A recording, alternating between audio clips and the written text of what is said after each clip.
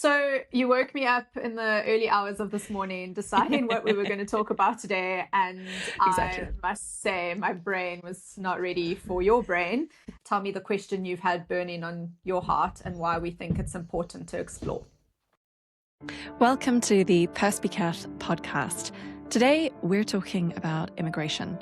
What are the different kinds of immigrants? What might be the legitimate concerns of native populations? And what can we offer the discussion from a South African perspective? As always, we're trying to be as perspicacious as possible.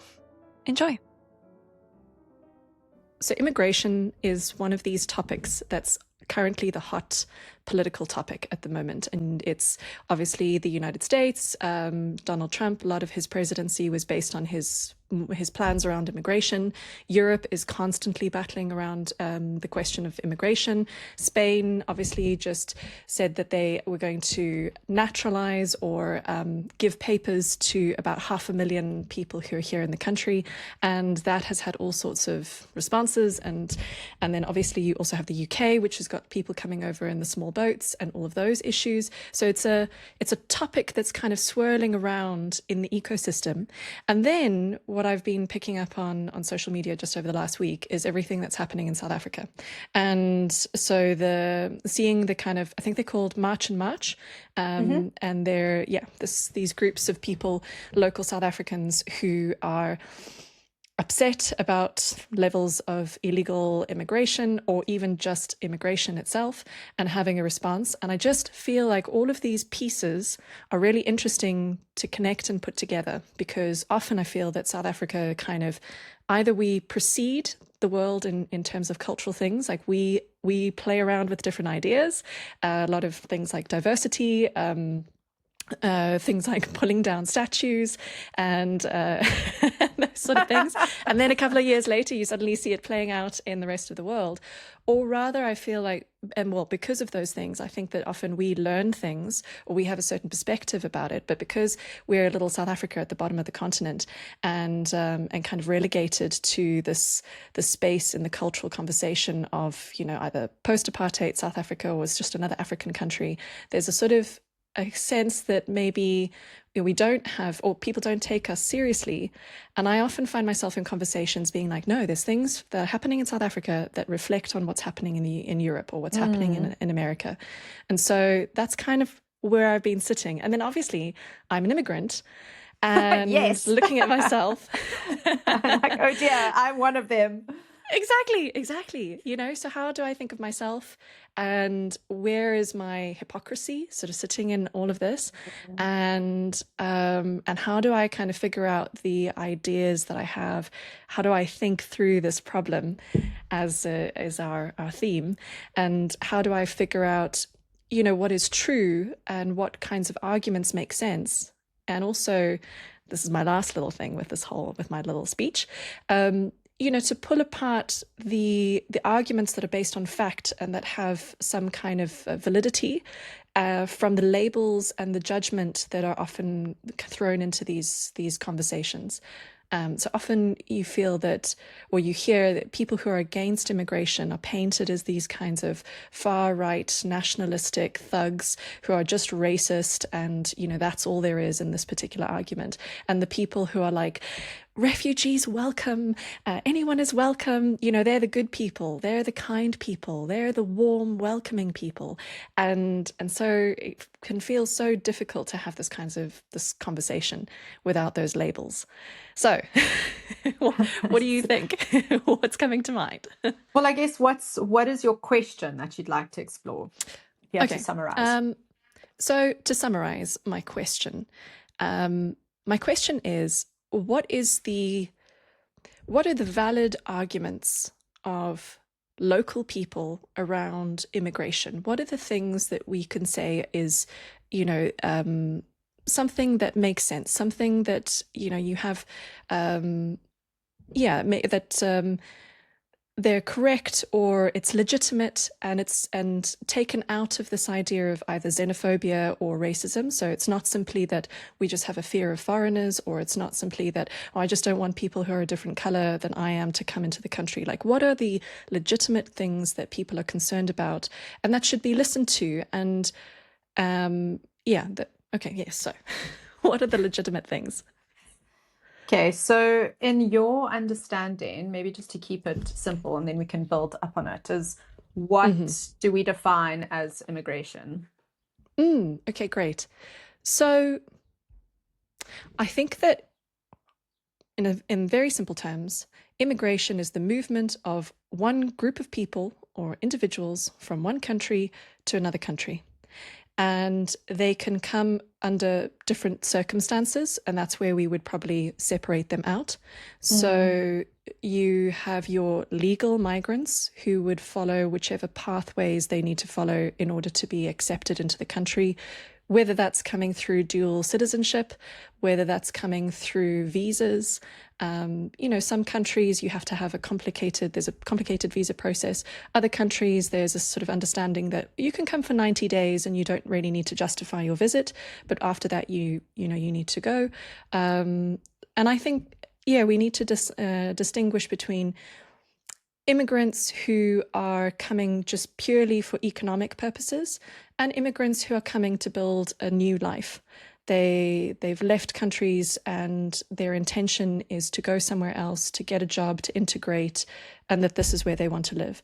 Whereas there are those who come because they need to just battle through a couple of years of trying to find better economic opportunities, sending money back to their homes, to their families, and maybe the intention is that they're going to go back to their countries. And then, of course, you have this other group, which is the refugees and asylum seekers. And I think that those groups have been mixed up quite a lot. And it's often felt that if you are concerned about one group, then you are against the entire group. That's often what's been mixed up, particularly here in Spain. You hear there's the more right-wing party, Vox, and they talk about how they want to deport illegal migrants. They want to deport people who have committed crimes. And then you'll hear kind of the messaging I was at a party and I heard this one guy being like, "Can you believe they want to kick out all of the migrants, all immigrants?" And I was like, no, I think they're pretty clear on the ones that shouldn't be here. We'll start with those. Yeah, exactly. And when you hear them being interviewed as well, there's a clear push from the media to be like, well, what do you have against immigrants? And they have to keep being like, it's not immigrants in totality. It's people who come here illegally. Those are the people that we have a problem with. And I think it's the same in the UK. It's, people constantly needing to be like, I don't have a problem with the family who've come from India and who have gone through the visa process and naturalized themselves and are integrated and so on. I have a problem with the guys who are coming from Syria, who are coming from Afghanistan, who have just come on a boat and 3 months later have raped a girl on the beach of Brighton. And they're living in taxpayer-funded accommodation and obviously don't have the intention of living and integrating. So it seems like the immigration debate has become an all or nothing. You can't have a rational conversation about it and talk about the different kinds of groups of people who are coming without it devolving into you have no heart and you're racist and you don't want anybody to come. You don't want any foreigners. Like, I just want logic and reason. Exactly. So, sorry, are you good with that? I'm good with that. Okay. I want to hear what you think. I have written a bit of a thing just to build so that we don't. I hope that's okay, because I thought I love that. Probably what. That's great. Yeah, that's probably. I love listening to you talk. It's like my favorite thing ever, and I like just actually facilitating, and then I'll give opinions. Cool. So to build on that. So to build on that, when you messaged me and you were relating the South African march to what other Europeans are dealing with, one of the things that you brought up is why people immigrate and the conversation around that. So can you just expand on that a little bit, just for context? Yeah. I mean, if I look at myself and my personal reasons, I left South Africa because obviously there's a call to adventure There's a sense of when you're young, you've finished studying and you're like, oh, I want to go and try and live in these different places. And exactly, you're like, oh, it's so romantic and there's so much adventure. And I had all these places that I wanted to go to and work for. So it wasn't necessarily that there was nothing for me in South Africa, and so I was just going and seeing what I could find. I had specific places that I was applying to and specific things that I wanted to do. But then along the way, those things didn't work out and I had to change my plan. And I also was, in Europe and realizing that, well, this is where I want to be. Like, this is it. This is where I want to stay. And that was also a reflection on the fact that, yes, looking back at South Africa and thinking, I don't actually see many opportunities for me in what I want to do. I also am looking at the quality of life that I have here in Europe, and it's completely different to South Africa. And I really enjoy the safety aspect. And a lot of South Africans will talk about this, that when you're in somewhere in Europe and you're in a city where you can walk around at 4 o'clock in the morning on your own and you're fine, you're absolutely fine. That just blows their mind. The idea that, you live in a little house and you don't have to be so panicky about, like, do you have the burglar bars and what's your burglar alarm and are we signed up to a private security firm? And also when I talk to Europeans, like, they cannot conceive of the kind of society that we live in, where it's totally normal that somebody on your street is going to get robbed on one weekend. And then, you have a community WhatsApp group that's updating with all of the different things that have happened. Like, the safety thing is a massive story. In some ways, a lot of the arguments are around, the immigrants are coming over and they're using the health system. And this is the part where I'm often like, well, I go back to South Africa and I I get all my health stuff done there because, to be quite honest, so it's not as good as you think it is. So that wasn't the story for me. But I do understand that there will be people who come across and they'll be like, oh my gosh, it's amazing. You go to the doctor and you don't have to pay anything. You just go and then you go to the pharmacist and you buy your medication and the medication is so cheap. And this is amazing. So, of course, people are going to come from countries and look for a better life, and they're going to be looking for those opportunities in other countries. And who are we to, or who am I to deny them wanting to do that, especially since I have done that myself.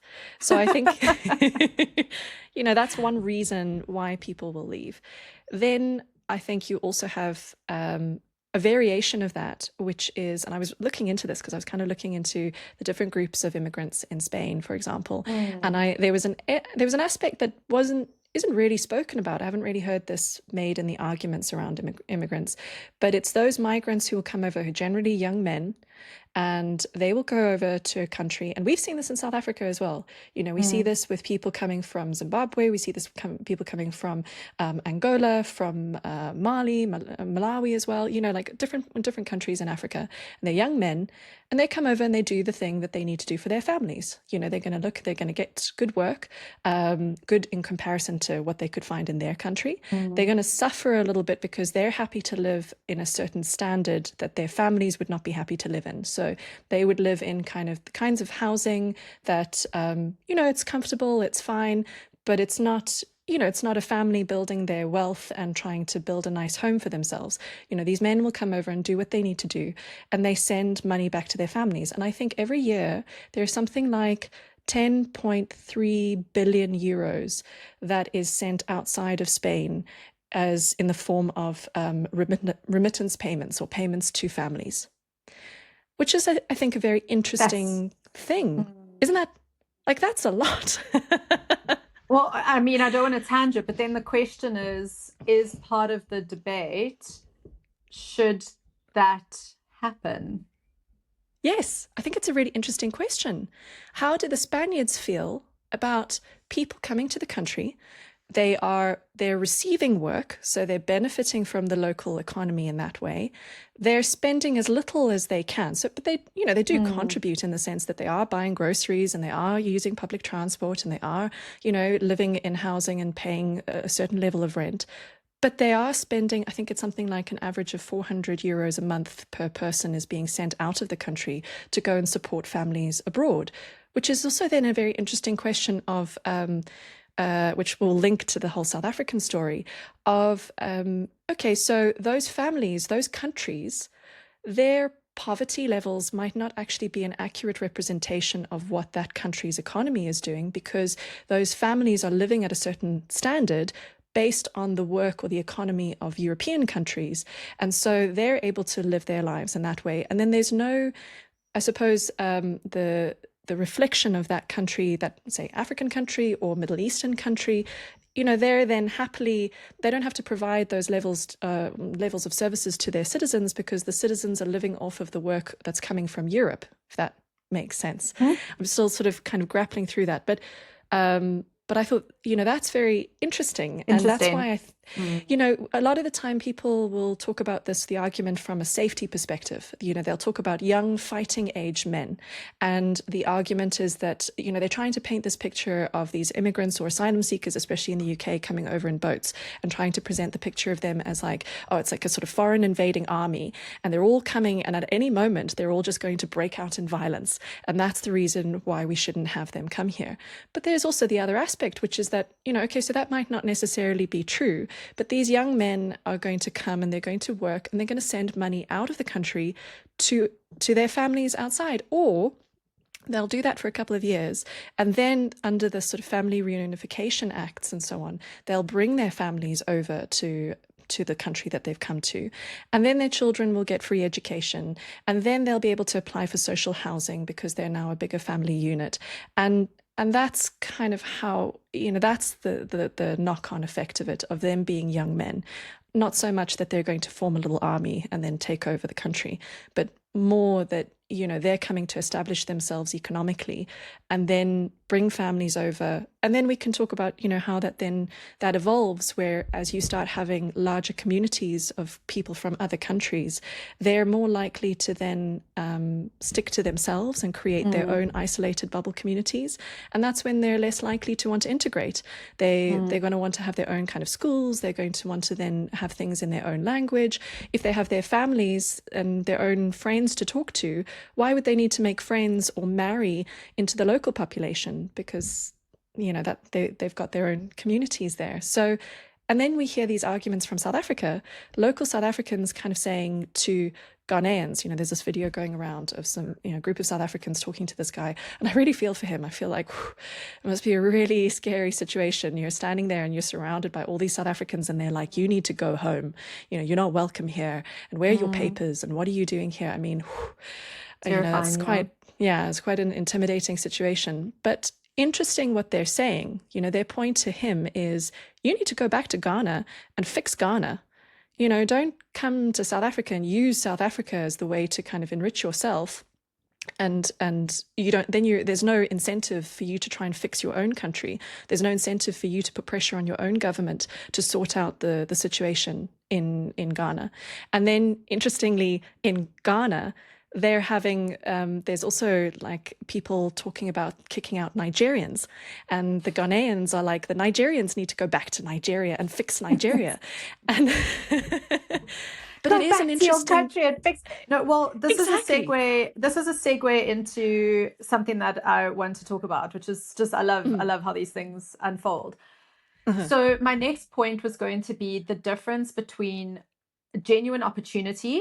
So like you're saying, opportunity for families to provide, or young men to provide for their families, or opportunities for people like you to just want to live in a European country, versus not being able to go back and fix the government because of corruption. And so the question I want to just explore out of curiosity is, my whole thing is this thing of taking responsibility for yourself, taking responsibility for the things you care about, and the greater, as you get older, or as you're given more, or whatever, as you're called to more, having responsibility. And so just this question of who is responsible to fix a country, because you're saying it's the government. Who is the government? They're a bunch of individuals. So again, this question of, is it that you want to be, for lack of a better term, a bit of a parasite in another country because you don't actually have the opportunity and the option? Or is there also this thing of, I don't want to take responsibility and fight for my country. I'd rather just jump ship. And that, I think, for me at least, goes to this greater question of a breakdown in nationalism. So I think there's been a breakdown in nationalism. And when you break down nationalism and you elevate globalization, then it's easy for people to go, well, I don't have to take responsibility for my country. I can just jump ship and enjoy the benefits of being a global, what do you call them? Like a global citizen. Global citizen. Yeah. And I know that's obviously within different demographics. That looks very different. There's like global citizen, and then there's like global citizen, Yes. So I think I'd like to ask you, I guess, just the worldview around this idea of what is government and who is responsible for fixing things. It's such an interesting question, because I think there's also a third group of people there, or third perspective on it, which is either, yes, it's my responsibility and I need to stay in my country and I need to participate and the government is me and I'm part of this and this is my country. And then there's the, as you say, not my problem, like I'm going to go run away to somewhere else and take advantage of the good things. This ship is sinking. Yes. But then I think there's also, which fits into the whole globalization comment, is that there's a perspective of, well, who am I? I'm just little me. I'm just this one little individual. What is it that I can really do? As much as I would want to change things in South Africa, what can I, as just one little person, do? And yes, I go to the ballot box and I cast my vote. And every year I vote for something that's different and it never changes. And so if the majority of the country want to go in a certain direction that I don't want to go into and that I can see is not doing us any good, what is it that I can do? And this is where, this is the benefit of democracy and the downside of democracy, I suppose. We're all subject to the desire of the masses. And yes, and maybe it might arrive at that point where the masses are not mobilized enough to make the changes that you think they need to make. And so then your responsibility is to decide, well, do I continue to live under these circumstances, or do I try to find something different for myself? But I think there's a mixture of things here, because there's a part of me that thinks, no, you must participate, even if you are just one little individual. If everybody thought that they are just an individual and they couldn't have an impact, then nothing would happen. So it's part of being one individual, but maybe then making an effort to connect with other individuals, like-minded individuals, and seeing if you can build your movement. It's part of taking your arguments as the individual and trying to share them with people who don't think the way that you do, and seeing if you can find a common agreement around those things. So it's not about trying to be dictatorial and saying, I know the best way things should be, and this is what I think that we should do. But instead, through that process of democracy and collective management, finding the best things that work for everybody. So that's that one side of things. I do think, again, from a personal perspective and the South African situation, both of we have our different heritages and how we come to being in South Africa. I think there's a kind of uncomfortable conversation to be had around the different racial demographics of South Africa and what it means to be a white South African and a South African of European descent. And the fact that, there is a sense in South Africa that as a white South African, there are not many opportunities for you, and this is part of a legitimate process of transformation to correct things that happened in the past.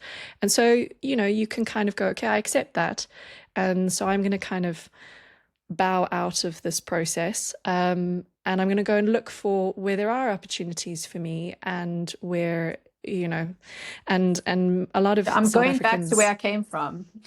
Yeah, I am going back to where I came from. But also there's a sense of, okay, my family have been in South Africa for 400 years, and I'd like to think of myself as legitimately African and South African. But ultimately, if it was the will of the country to kick out all of the European descent South Africans, well, there is a sense of, okay, well, then I'll go to Europe, because theoretically that is where I would fit in, or that's where I come from. Yeah. Yeah. I'm first generation South African. Yeah. So, I thought this would be interesting for us to talk about, because you're first generation and I'm like 9th generation. And my husband's 15th generation. So I'm not technically, I am. Yeah. And I have immigrant parents. And it's something interesting when I finally realized, because the narrative around immigrant parents is they're Indian and they don't speak the language and they don't integrate, or they depend on their child to navigate. And if I reflect deep enough, definitely we're not South African. There's no rugby don't even know when rugby gets played. There's no Black Label and beer. Like a lot of what makes a white South African is not in my narrative, and it's not something I consciously even was aware of. I just recognized, maybe because I just recognized that people are different. But it's only later in life that I started, probably in university, because the university cultures feel very homogenous. And I was always looking and feeling very not part of that very South African experience of university. And then I think I started trickling down. So it is interesting when people talk to me, assuming that I've been in this country for many generations, that my family has benefited from this country, that I definitely have a holiday home, and of course, blah blah blah, and of course, like all the things that come with white privilege. And I sort of sit there and go, I'm an immigrant. Like my parents were immigrants. And it's not to say they didn't benefit, because they did arrive during the time of apartheid. But my dad legitimately did not speak the language. My mom came when she was a little bit younger. So she integrated a little bit more. But again, if you go deeper, not really. She's still very European, because again, her parents were Belgium and from the UK. So they're not South African. Like South Africanness, or at least white South Africanness, does have a way of being. And so totally. I think that it is interesting. It is an interesting discussion for me, because my father did come here because there weren't opportunities for him in Italy. And then he stayed. But he also never integrated. Yeah, but that's often something, again, from the European side. When I'm talking to people, they have no concept of the different groups of white South Africans that exist, and those, particularly the Europeans that came after World War II and came to find work and find opportunities and so on. There's this sort of assumption that every white South African must have been an Afrikaans or Dutch or English originated, or English, and and that's it. And I actually was doing a little bit of a deep dive into the history of South Africa, because I was kind of going through my family story, discovering that there were people who came out right in the beginning, like people from sort of Czechoslovakia, the Moravians, those sorts of areas as well. There was also lots of French and German. So there was a melting pot at the beginning, but there is also then this wave that came post World War II, who were not at all involved in the Afrikaner, the project of the National Front and the setup of apartheid. And I think they suffered in their own ways. But I think, there's this question, because I find myself in Spain. Can I share something quickly? Oh, yes, please go. So in my dad, this is what's really interesting to me, is my dad was treated like a proper immigrant by the Afrikaners. So he was called all sorts of names, and you effing tie and get out of the country and all of this stuff. And it's so strange to realize what that actually means within this context. That he actually did go through that, having come here to try better himself, blah, blah, blah, but actually being rejected by locals. So I don't think it's never, anything we speak about is not new. There is nothing new under the sun. I just think it's extraordinary how it's like it comes in waves. It's like we open our borders and we're all going to integrate. Oh, wait, we don't integrate because we're different. Okay, nationalism. No, we must globalize. Okay, nationalism, and I think that's actually just what's made me very curious, is this thing has come up again, mostly just because we've been given on some level permission by, Father Trump to establish borders. Yes. and set a line and finally say, like, this is legal, this is illegal, this, we have to defend the line. And actually nationalism is okay, and we can want that again. Yeah. You're not a bad person for wanting the borders. Yeah, exactly. And I would say that, again, that South Africans, we should be honest about our country's history and use that to present to the Europeans, to all of those people who would be like, no, anyone and everyone must come across the border, and we should have no borders. It should just be completely, open to anybody who wants to come here and set up a life and so on. And there's no problem about integration. And if they want to have their own communities, that's absolutely fine. Like, if we think about the South African story, and 400 years later, and to say that, oh yeah, that was a complete success. It was a complete success that an entirely different group of people came to South Africa, decided to set themselves up. They didn't come necessarily with massive armies and conquer in the way that other things, the original Cape colonies, they were there and they were trading with the Khoisan, they were trading with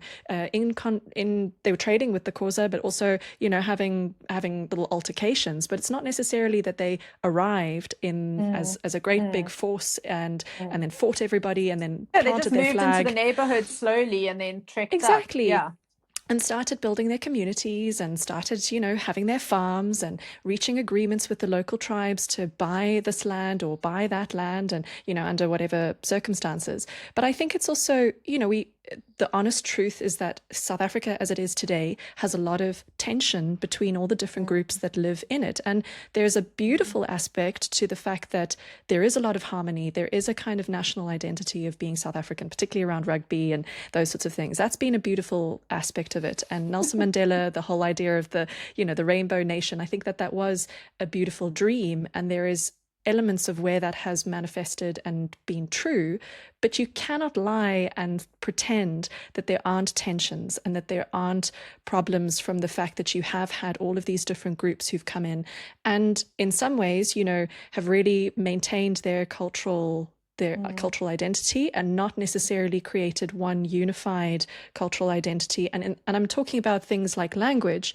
the amount of white South Africans that don't speak a Bantu language just fluently, whereas so many Black South Africans who speak multiple South African languages and then speak English as well or Afrikaans as well, that's definitely caused a lot of tension. So no wonder, when the English are going, okay, well, we have all these immigrants who've come from Bangladesh, or we've had all these immigrants who've come from Afghanistan, and they've been or Somalia, in the States, and they've been here for 10 years and they don't speak any English. The South Africans can go, yeah, that's a problem. Yeah. It is a problem and it's going to cause problems in the future. Yeah. So all of these things I think are really legitimate concerns. The concern around having some sort of cultural identity, that there is a border and there is a sense of a people who live in that land, that area. Of course, it goes down to the things that are so fundamental. It's resource allocation and sharing of resources. There's a sense of like basics. Exactly. But there are people who just think that this doesn't matter. What does that mean? Do you even know how the world functions? Do you know what that means? Exactly. And we all lived on an island and let everyone in on the island and then everything got eaten and all, like, do you not understand the concept? Do you just think supermarkets, there's just machines that just make food appear? Exactly. Or, I love the idea of the island because the island is a clear idea of something that's limited. You think there's a limited amount of palm trees on the island. We all need to build ourselves a little hut, a little like shelter. And if we just let more and more and more and more people come on, there's going to be more demand for palm trees or wood to be able to build the huts. And eventually, if you don't have enough palm trees or wood to the amount of people that need huts, you're going to have a problem. And that's what they have in the UK. That's what they have in Spain, in Europe. They're letting in so many people. And then it's also, I think that what often gets missed as well is the kind of complicated systems, it's a complex system. So it's not kind of immigrants come in and so then we need more housing for the immigrants. It's also about, okay, well, because you have a very government heavy country that has lots of regulations, it's lots of bureaucracy. So I'm talking about Spain particularly. It's not just about, oh, well, the state needs to provide more housing. It's the fact that the state has got so many regulations around construction that companies that would build the housing, it's too expensive for them to build. The taxes are so expensive for businesses. They're just crippling businesses and entrepreneurship here in Spain. So all the things that would maybe open up the resources for the immigrants to meet the demand of those immigrants are also being hamstrung. So that's also where the pressure is coming in. But it just feels to me that it's so, like, why is it not logical? You let in more people and that's going to put more demand on services and resources. I find the thinking around people who would push for no borders, as much immigration as possible. That's unfortunately, we can discuss this, and I think a lot of people know how they would solve the world's problems, but the nuance and the complexity of deals and individual power and government power, it's unfortunately, I think the servant as an archetype that should be in government no longer exists. It's self-serving, whether that's on an individual level or on a government political party level. So even if there might be individuals with good intentions, they just get consumed. That's why, I mean, any rational person can see what the problem is. But again, so two things. This links back to who is responsible, because there are people who can sit around a fire and very easily figure out what they should do, but they're choosing to participate in different ways of showing up in the world. And I think we just have to accept that. So just good segue. I'm going to let you edit all this. Sorry. So just a segue into what you were saying about resources in Spain. My question is, why shouldn't it be Spaniards first? That's hard because I yes, suppose there's a part of me that's like, yes, well, no, but exactly. Also I'm so what it is should that be resistance? Spaniards What first. is that?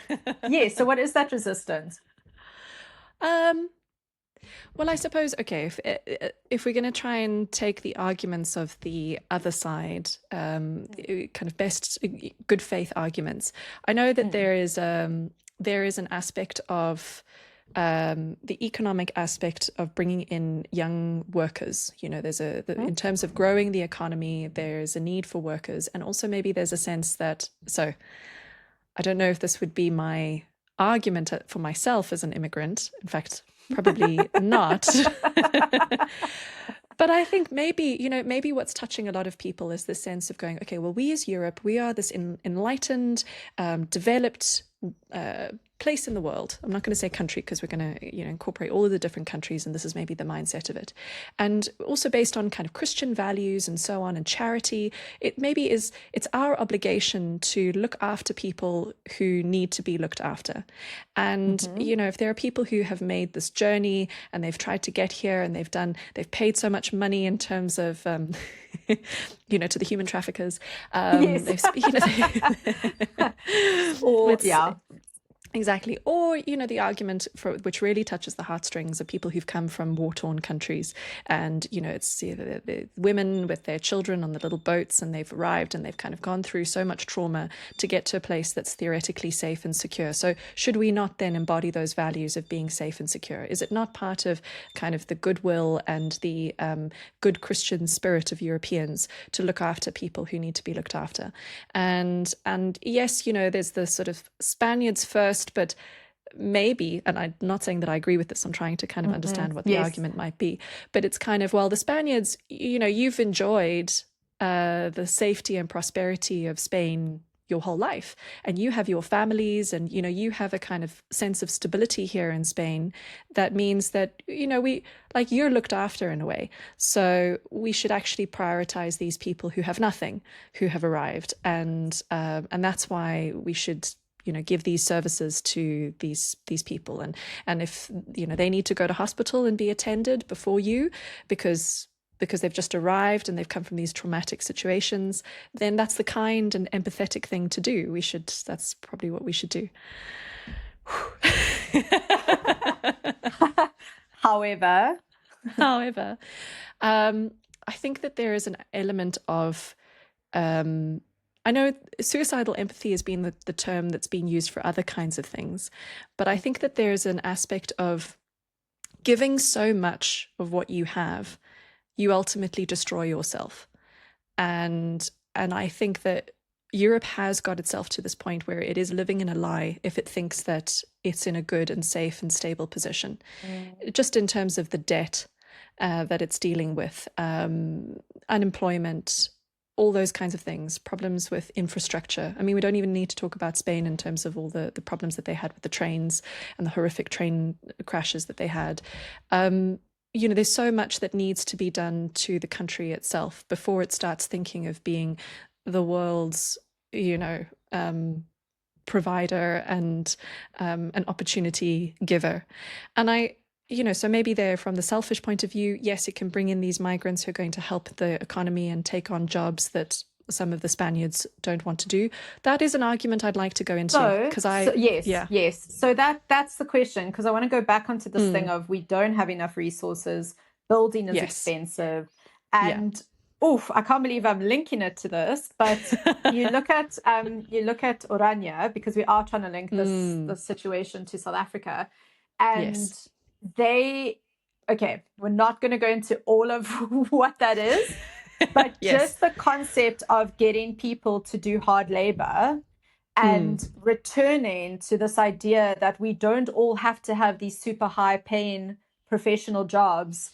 We actually can have blue collar jobs. And it's something interesting I see where I live now, is there's a lot more of that around me. And I watched a video. I don't know if you know Speed. He did a video on the 20 most satisfying jobs, and without fail, they're very clearly male, female, and a lot of the men ones are very clearly labor related. And so this thing of I don't want to is also, well, if you don't want to, someone will.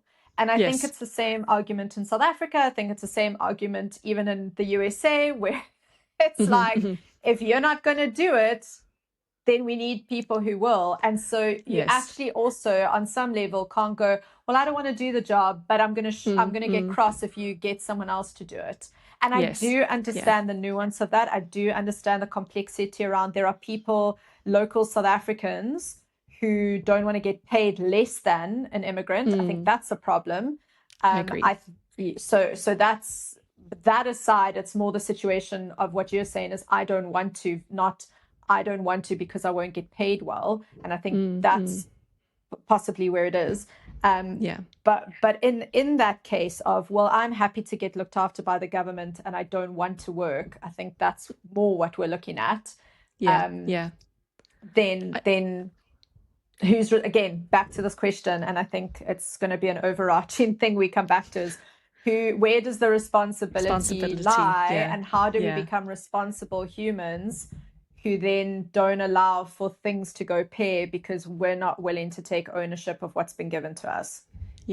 So again, so interesting. I really feel like this kind of question needs to be looked at as a complex system of all the different little factors that are coming in, because again, I was looking at Spain, and I know we thought about this, thinking about this from the South African perspective, because now I've had the experience of running a business in South Africa and understanding just the crippling costs of running a business, and also in Spain how so expensive it is, the taxes that are put on. And I know what's happening in the UK as well. But it's more specifically what I want to talk about is how expensive it is to hire somebody be. And if companies, especially, so a lot of the immigrant labor in Spain is in agriculture and in hospitality and in construction, and so there's a lot of this lower wage immigration that they're taking advantage of, and then you also look at the unemployment, which is amongst the lower age groups, so between say 16 and 24, I think, then and then the older age groups, so from sort of 44 to 60 or so, there's those different groups there. And you're thinking about, okay, well, if it's really expensive, maybe migrants are willing to work for lower wages. And also that picture that I was explaining to you before, it's young men who are coming over. They're willing to work for lower wages because their expenses are not going to be as high. And the kind of money with the exchange rate that it is, that, what they send to their family, which would be very small here in Spain, is actually, converts to being something that's really good for their family. So there's that aspect. So for a company, it's really expensive to hire a Spaniard, but it's actually much easier for them to hire a migrant because that person is going to accept a lower wage. Then that's a little bit more convenient for them. And I think that's been the argument that's been made by different institutions and so on when they're trying to argue for the benefit of bringing in migrant labor. But then you're thinking about, okay, well, is the fact that local Spaniards, is it that they just don't want to do it because they think that they're so much better than that? Or is it the fact that they cannot accept the kind of wage that's being offered to them because for them, maybe their expenses are going to be a lot higher, or they maybe have an expectation of things that's a lot higher. But there's another aspect as well, which is, okay, if it's so difficult to start a business in Spain, then you have less people who are entrepreneurial, who are then creating opportunities for young people so it's the typical situation of people who've got degrees, people who are overeducated, overqualified, can't find work, but then there are no businesses that are being created that would need those skills. And so okay, I think I'm losing my little train of thought. In the words of Thomas Sowell, who is just the OG, is his thing is simple, like get a skill that people will pay for. And I think we've lost that. I think we've gone, get a degree people might hire you for, and that might be a whole different discussion. But I think it is interesting because it does link into this immigration thing, is that whether we like it or not, strangely, people have skills that people will pay for, and you're sitting with the whole society, an upper echelon of society, with knowledge and knowledge, like no skills. Yes, exactly. And so we elevate knowledge over skill, and then we cry when people come in with skill. Exactly. And I mean, this is going to be interesting how it all plays out, especially with AI coming in and creating the sort of shockwaves in lots of different industries, and particularly this sort of knowledge-based industries. I think at the moment we can't really know how it's all going to play out, because there's some aspects of people being laid off and losing their jobs, and there's other aspects of actually there's been loads of new jobs created through AI, and so we're not quite sure yet how it's going to sort of sit. But there's certain things that AI definitely cannot do. It cannot fix the plumbing. Yeah, exactly. and I think you're totally right that maybe that's an aspect where in European cultures or societies there's been this push for people to be educated at university level, that's what they need to do in order to have status in society, and that's what's going to get them a good job. And they don't realize that actually if they went and learned a trade and built a business around a trade, they would actually earn a lot of money and have that status from, say, financial wealth, and be able to do a lot of the things that they want to do. It's just not, the prestige is not there of, I run a plumbing business. Whereas, and I can tell you from having lived in the UK, in Cambridge, for example, the kind of lack of tradesmen means that these people earn a huge amount, and they also they dominate kind of the way that things are done, in the sense of going, if I can't do it, it's not getting done. So you have to be, you're beholden to my schedule and how I want to work. So there's a kind of bottleneck of things happening there. So there's a great opportunity for people to make money if they want to go and, build and get a trade and become a tradesman. But somehow in the European culture, it's been that the thing that's valuable, the thing that's impressive, is to go and get a degree. I mean, certainly amongst our age group, right? And it's a very South African thing. This links back to the South African thing. Yeah, to get a degree. I I did have a chuckle because I often think of H.G. Wells' The Time Machine, and it's Yeah. just like this is, it feels like what we're talking about now is a picture of that, like this Yes. high but useless, actually useless without, without the labor, this growing gap, but one is actually quite capable of surviving without the other. Very much. And that's and that's yeah, that's something to consider, but maybe that's a whole other conversation. So back to the original question, Saskia, I guess what has become clearer for you as we've explored this?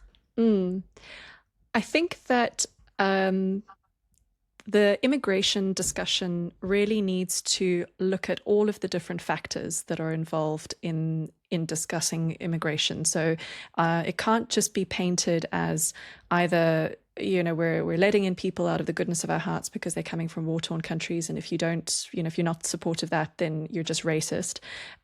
Or, we need them for their labor, we need them to contribute to the economy. The conversation needs to be a lot more nuanced, and there needs to be an acknowledgement of the fact that people should be allowed to want to preserve their culture. There's an acknowledgement that if you bring in people who are not going to integrate and learn the different languages and learn the customs, or even marry locals as opposed to, just bringing their own families, that is going to be a problem. And I think people have a legitimate cause for concern there, and a legitimate cause to want to maintain their particular sovereignty.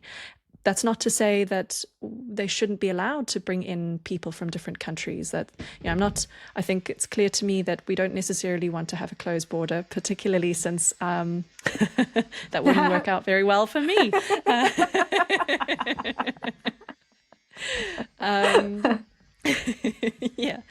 But I think that it needs to be looked at according to lots of different aspects, instead of just it's a question about safety, or it's just a question about culture. It's a whole variety of different aspects that add to the picture, and that would be a much better discussion. Rather than the kind of name calling that we've been talking about. Cool. I think maybe one last thing is to kind of describe what a model immigrant might be. And I've been thinking a lot about maybe this is me bigging myself up, but I think that people generally would be very welcoming to people who come to a new country, who don't want to take advantage of all of the social systems. And so, they will work, they will contribute through their taxes, and they will pay into the local economy. So they're spending their money within the country and not sending their money outside of the country.